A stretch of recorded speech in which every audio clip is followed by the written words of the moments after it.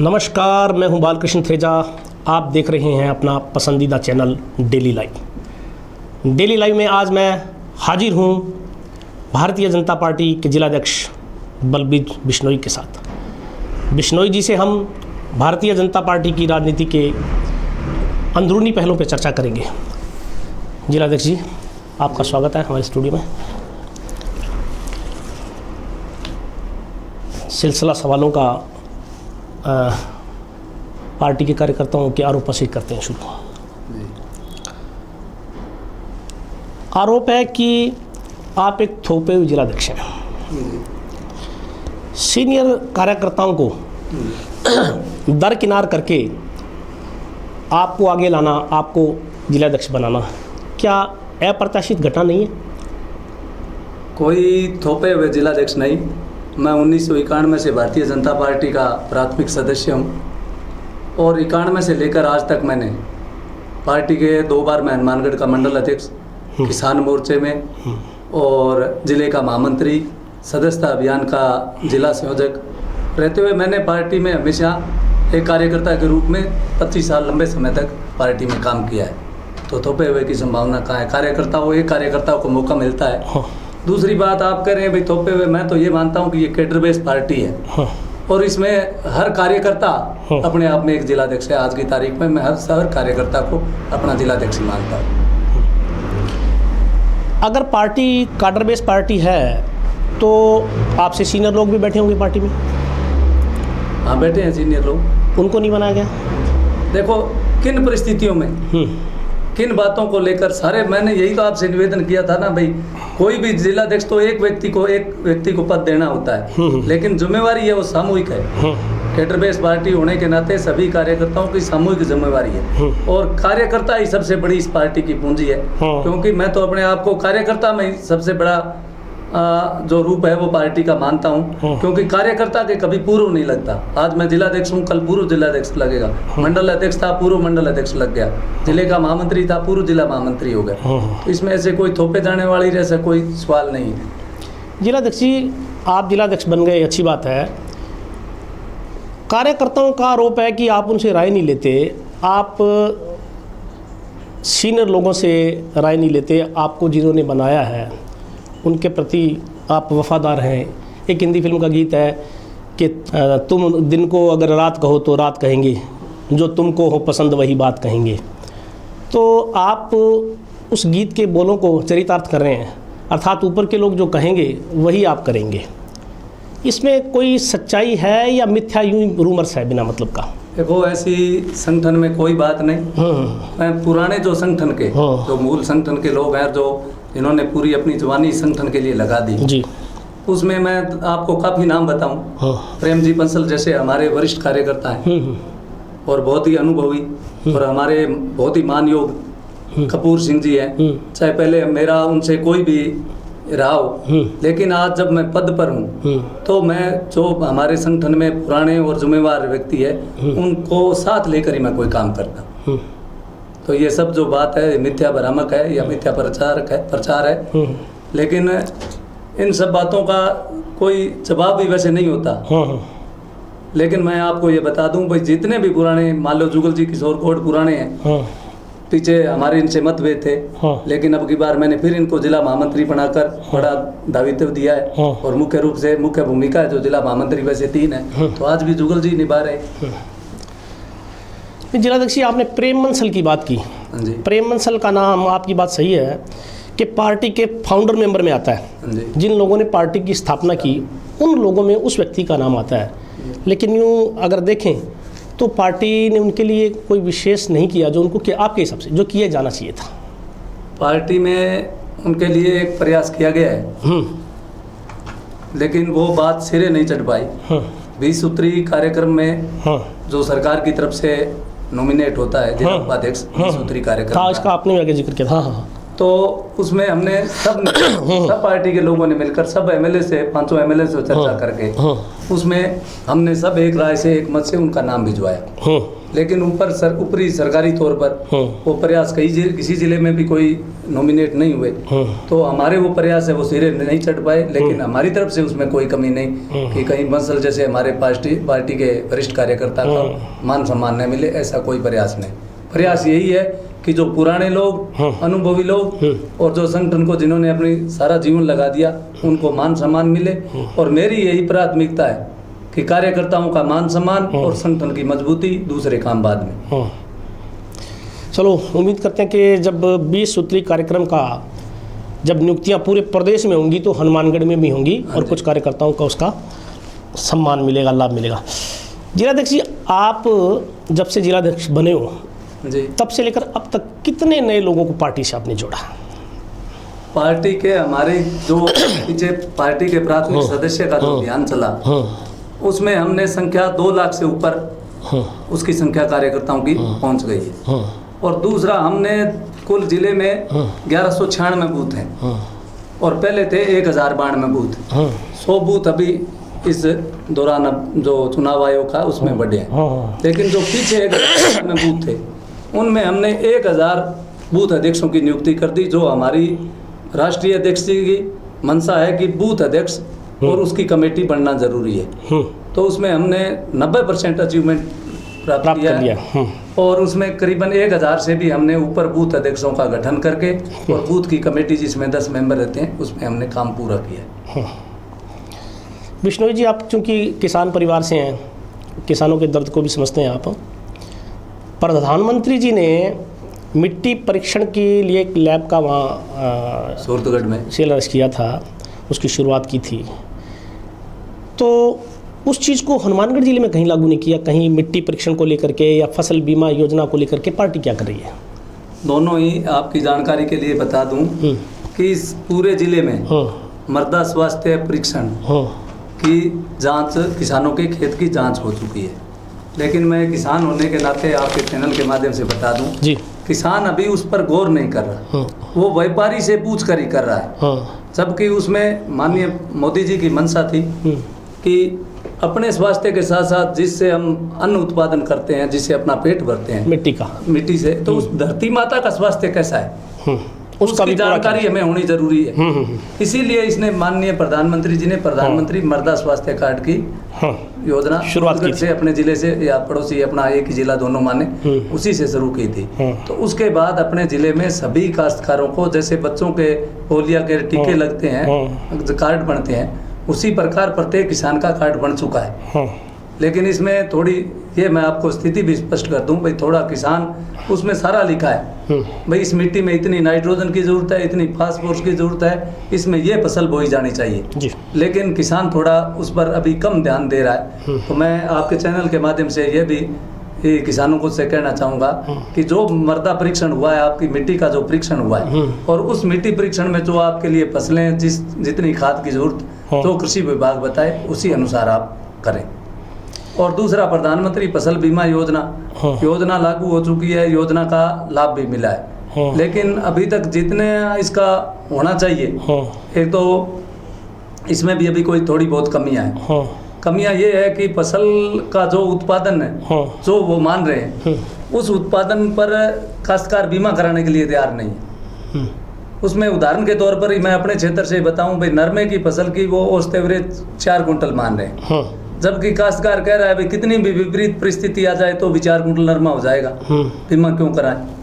तो उसमें जो कुछ कमियां हैं इसके लिए भी हमने सुझाव प्रधानमंत्री कार्यालय और कृषि मंत्री कार्यालय भारत सरकार दोनों को हमने भेजे हैं संगठन की तरफ से। जिलाध्यक्ष जी, आप कह रहे हैं कि बेहतर उत्पादन के लिए, अच्छी फसल के लिए मिट्टी का स्वास्थ्य अभी बेहतर होना जरूरी है। हाँ जी। और उसमें किसान जो है वो इंटरेस्ट नहीं ले रहा जी। तो इसके लिए पार्टी ने कोई शिविर लगा करके कोई किसानों को जागरूक करने का काम किया हो या करना चाहिए? आपके हिसाब से तो करना चाहिए। इसमें जहाँ भी गांव स्तर में जब बैठक होती है, हमारी बैठक होती है ग्रामीण स्तर पर, तो हम इन दोनों बातों की चर्चा अवश्य करते हैं। एक प्रधानमंत्री फसल बीमा योजना और एक आप मिट्टी का परीक्षण। और मैं हर मंच पर इस बात को काश्तकारों से निवेदन करता हूँ कि मिट्टी परीक्षण आप जरूर कराएं, और जो मिट्टी परीक्षण की जो रिपोर्ट है उस रिपोर्ट के आधार पर ही अपनी फसल बोएं। विष्णु जी, अपन बात करते हैं लेटेस्ट मुद्दा जो चल रहा है, किसानों का आंदोलन चल रहा है, एटा सिंगरासर माइनर वाला। हाँ जी। मामला बड़ा गंभीर रूप धारण कर गया है, पहले भी कई बार आंदोलन हुआ है, सरकार इस पे क्यों नहीं कंट्रोल कर पाती? देखो, सरकार की मंशा स्पष्ट है जी। सरकार ने जब एटा सिंगरासर में समझौता हुआ तो उसमें स्पष्ट कहा था कि जब जो भी पानी की उपलब्धता होगी, हरीके से लेकर मोहनगढ़ तक, जो भी उसमें 3 कमेटी, उसमें 2 किसान, 2 किसान, वो भी इन जो किसान संघर्ष समिति है उनके कहने से, भाई आप जो 2 किसानों के नाम देना चाहते हो, उन दोनों के नाम लेकर पूरी कमेटी बनाई गई और 8 महीने में उसकी रिपोर्ट देनी थी। लेकिन जब इतना लंबा सिस्टम है, इसमें सारे मोगों की, मैं आपको बताऊं, इसमें सारे चैनल की, सारी नहरों की, सारे मोगों की जांच करके भाई कहाँ पानी सरप्लस है और कोई पानी उपलब्ध नहीं है, इसमें से जो पानी बचेगा, जो कोई मोगा पानी ज़्यादा ले रहा है, जो कोई नहर पानी ज़्यादा ले रही है, वही पानी बचेगा, वही पानी एटा सिंगरासर को देना था। तो उस कमेटी ने 3 महीने का समय और मांगा है। कमेटी में समय लग जाता है क्योंकि ये सिस्टम इतना लंबा सिस्टम, इतने इसके चैनल, इतने इसके सब चैनल, इतने मोगे, सारों की जांच करने पर ही पता चलेगा भाई पानी की उपलब्धता कहाँ है। और उसी उपलब्धता के आधार पर एटा सिंगरासर को अगर रिपोर्ट आई पानी सरप्लस हुआ तो 100 नहीं, एटा सिंगरासर के किसानों को 200% पानी मिलेगा। विष्णु जी, आपका जो संगठन है भारतीय जनता पार्टी, आपकी जो जिला इकाई है, वो केंद्र और राज्य सरकार की योजनाओं का प्रसार में फिसड्डी कैसे साबित हो रही है? नहीं, कहीं फिसड्डी नहीं। हमारी हर कार्यक्रम में हमने कार्यकर्ताओं से एक ही वो निवेदन है कि सरकार में जो लोग बैठे हैं अपने, चाहे केंद्र की सरकार हो चाहे राज्य की सरकार हो, उनका काम तो है सिर्फ योजनाओं को लाने का, और हम कार्यकर्ताओं को है इन योजनाओं को आखिरी ढाणी और आखिरी गांव तक पहुंचाने का। तो हम इसमें कहीं फिसडी नहीं रहे। जो भी सरकार की हमारी योजनाएं, उज्ज्वला योजना हो, चाहे इसमें कितने हमने गांव जाकर इसमें गैस के कनेक्शन बांटे हैं, चाहे फसल बीमा की योजना की जानकारी हो तो हमने किसानों को दी है, चाहे प्रधानमंत्री आवास योजना हो, चाहे भामाशाह योजना हो, मुख्यमंत्री जल स्वावलंबन हो, जैसे पल्लू जैसे क्षेत्र में अनेक इस मुख्यमंत्री जल स्वावलंबन में कार्य है। तो फिसडी जैसी कोई बात नहीं है। जो भी सरकार की योजना है उसका हम अपना दायित्व समझते हैं कि सरकार में बैठे लोग, भारतीय जनता पार्टी के सरकार के लोग, उनका काम वहाँ से योजनाएं बनाना, अच्छी योजनाएं जो जनता के हित में हो, और कार्यकर्ताओं का और हमारा संगठन का फर्ज है उसको जनता में ले जाना और आखिरी ढाणी तक ले जाना।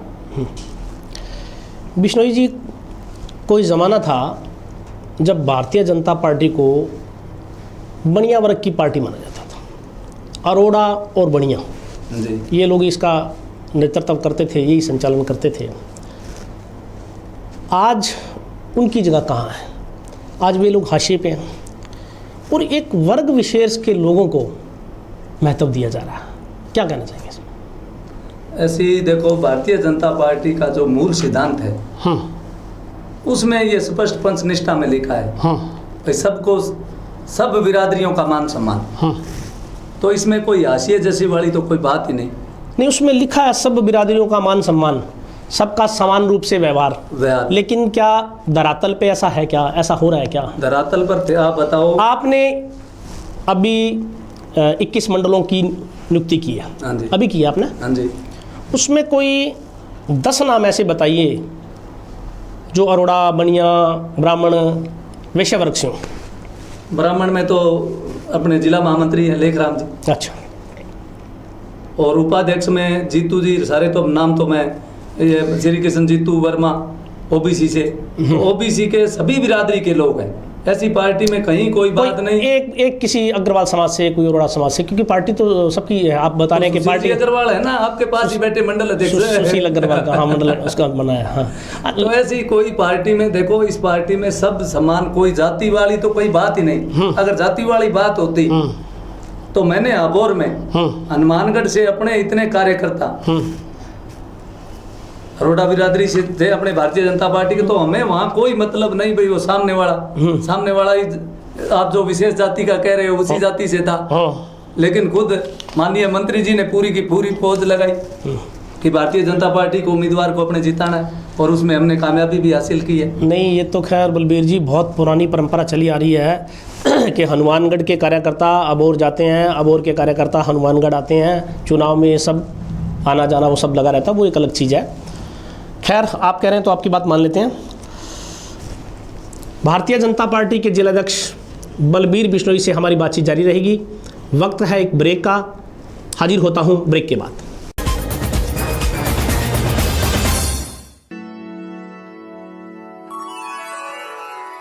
यूं तो कई बार मुझे हंसते देखा है, पर ये हंसी कुछ और है। ये गहना मुझ पर जचता है, पर ये महज एक गहना नहीं, ये रूपरेखा है मेरे मन की, हंसती खिलखिलाती लहरों की, जो आतुर थी अब तक मुझ पर सजने को। इसलिए ये गहना ही मेरा सच्चा श्रृंगार है, श्रृंगार है, श्रृंगार है।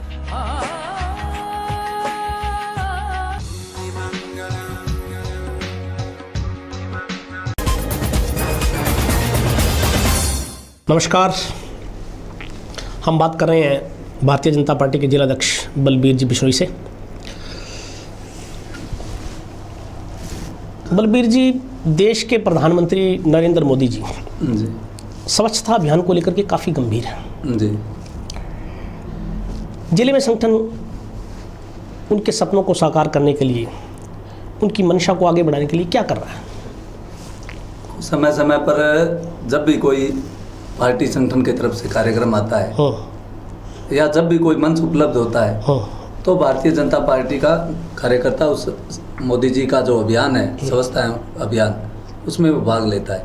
पिछले साल 15 दिन लगातार हमने राज्य के महात्मा गांधी अस्पताल में भारतीय जनता पार्टी कार्यकर्ताओं ने वहाँ विशेष सफाई अभियान चलाया। ऊपर से कोई निर्देश आए थे जयपुर से? भाई, जब से ये योजना शुरू की माननीय मोदी जी की योजना, मैं यही पूछ रहा हूँ बलबीर जी, अगर आपको जयपुर से निर्देश आते हैं, आपको दिल्ली से आते हैं, वो एक अलग बात है। जिले का संगठन क्या अपनी ओर से सक्रिय दिखाई नहीं दे रहा? स्वच्छता अभियान में जिले का भाजपा संगठन कहीं सक्रिय दिखाई नहीं दे रहा। देखो, ये मूल तो ये मान लो संगठन का आदमी कोई रोज तो उसमें कोई भाग नहीं ले सकता। जब कोई कार्यक्रम आता है, जब भी कोई समय मिलता है कार्यकर्ताओं को, तो अपना जो युवा मोर्चा है तो हम हर समय वो भागीदारी उसमें निभाता है। और कोई वैसे तो मान लो संगठन कोई ये तो है नहीं भाई वो रोज अभी कोई रोज ही उसमें लगा रहे, रोज लगना। सफाई अभियान तो एक ऐसी चीज है कि रोज भी लग सकता है। नहीं, रोज लग सकता है तो वो अपने अपने मोहल्ले में कहीं भी करता। हाँ, तो अपने अपने मोहल्ले कार्यकर्ता में जब भी उसको समय मिलता है कार्यकर्ता को तो उसमें योगदान देता है। ऐसी कोई बात नहीं कि कोई संगठन उसमें योगदान नहीं देता। और मेरा कहने का है कि ऊपर से ही नहीं, भारतीय जनता पार्टी हनुमानगढ़ का हर कार्यकर्ता, चाहे कोई कार्यक्रम हो, चाहे ऊपर से हो, चाहे जिले स्तर पर हो, चाहे मंडल स्तर पर हो, चाहे बूथ स्तर पर हो, हर कार्यक्रम को वो निष्पादित ईमानदारी से निष्पादित करता है। चलिए, अगले साल नवंबर में जी विधानसभा चुनाव प्रस्तावित है। संगठन क्या तैयारी कर रहा है? संगठन, यही तो मैंने आपसे पहले निवेदन किया था कि संगठन का काम बूथ स्तर पर तक जाना, क्योंकि जो चुनाव की मुख्य भूमिका है वो बूथ पर निभाई जाती है। तो हमने जो अभी हमारे कोई 100 के करीब बूथ नए बन गए। 100 बूथ? अच्छा। जिले में, पूरे जिले में 100 के बूथ की संख्या बढ़ गई, 1196 करीब हो गई, जो 1096 करीब थी। तो जो 100 बूथ बचे हैं उन बूथों पर भी बूथ अध्यक्षों की नियुक्ति करना और उनकी 10 की जो हमारी कार्यकारिणी है, एक बूथ पर एक बूथ अध्यक्ष, 10 की कार्यकारिणी, और बूथ को मजबूत करना। और जब बूथ मजबूत होगा तो चुनाव में कोई दिक्कत नहीं होगी। मतलब संगठन बूथ को मजबूत करने में लगा हुआ है। चूँकि आप जिलाध्यक्ष हैं जी, और आने वाले चुनाव में पैनल भी आप तय करेंगे जी, तो क्या मेजरमेंट रहेगा, क्या पैमाना रहेगा टिकट पाने का, उम्मीदवार बनने का? इसमें जब हमसे कोई राय मांगी जाएगी तो भारतीय जनता पार्टी का जो संगठन है वो जो एक तो पार्टी को समर्पित, पार्टी में निष्ठा रखने वाला हो, दूसरा जिताऊ उम्मीदवार हो, टिकाऊ हो, यही सब बातों को ध्यान में रखकर उसका नाम पैनल में भेजा जाएगा। और सबसे पहली प्राथमिकता उसमें ये होगी कि वो पार्टी के प्रति निष्ठा रखने वाला। हाँ बलबीर जी, जिताऊ और टिकाऊ की क्या परिभाषा होती है, जरा इसी व्याख्या करें, थोड़ा खुलासा करें।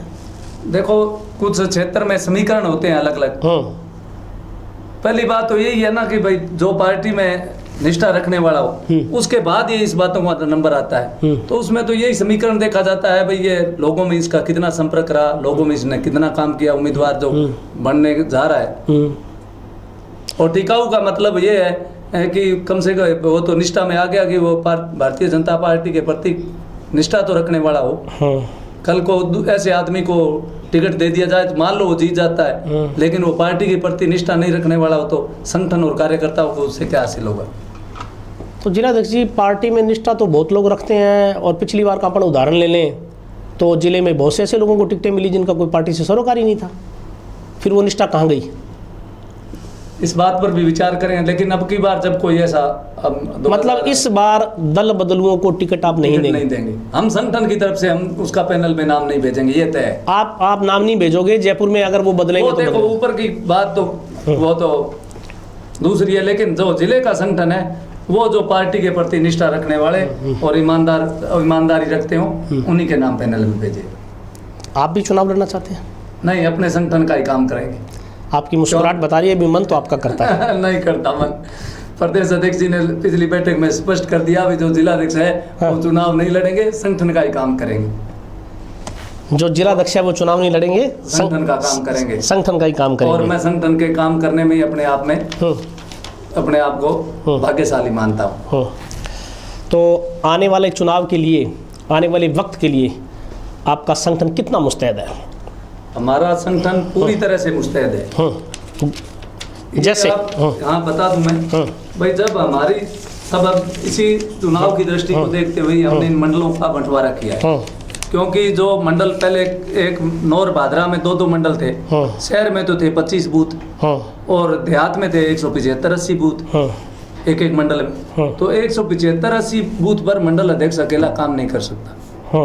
इसी योजना के तहत हमने मंडलों का बंटवारा करके 50 से 60 बूथ पर एक मंडल अध्यक्ष और उसकी कार्यकारिणी और बूथ अध्यक्ष, ये सब मिलकर काम करेंगे तो चुनाव में कोई संगठन में कोई दिक्कत आने वाली, चुनाव में कोई दिक्कत आने नहीं है। चलिए, ये थे भारतीय जनता पार्टी के जिलाध्यक्ष बलबीर बिश्नोई, जिनका कहना है कि पार्टी ने जनहित में अनेक कार्य करवाए हैं, इसलिए पार्टी को सत्ता में वापसी के लिए कोई ज़्यादा संघर्ष करने की नौबत नहीं आएगी और पार्टी पूरी तरह से चुनाव के लिए और आने वाले समय के लिए मुस्तैद है। आप हमारे स्टूडियो में पधारे बिश्नोई जी, आपका बहुत बहुत आभार। ठीक है।